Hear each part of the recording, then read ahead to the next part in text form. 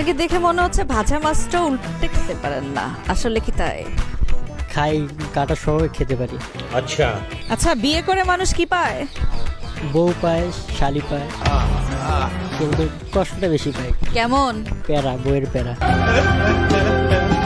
এইমাত্র বলেন সুখ পায়, এখন আবার বলেন ওটা প্যারা। তো সুখটা পায়, কিন্তু ওটা রাত্রে।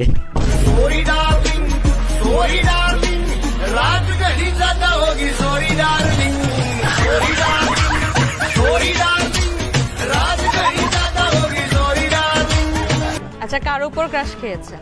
এক ক্রাশকে পটাতে আপনি কোন গান গাইবেন বা কি করবেন? ক্রাশ খেয়েছি ক্লাস 10-এ থাকতে, তখন তাকে পড়ানোর জন্য গান বলবো। রাতে সব তারা আছে দিনের গভীরে, বুকের মাঝে মন যেখানে রাখবো তাকে সেখানে। এটা হচ্ছে ক্লাস 10-এ থাকতে যখন ক্রাশ খেয়েছেন তখন, এখন তো কলেজে পড়েন। এখন ক্রাশ এখন হয় নাই, আছে গার্লফ্রেন্ড টাইম পাসের জন্য।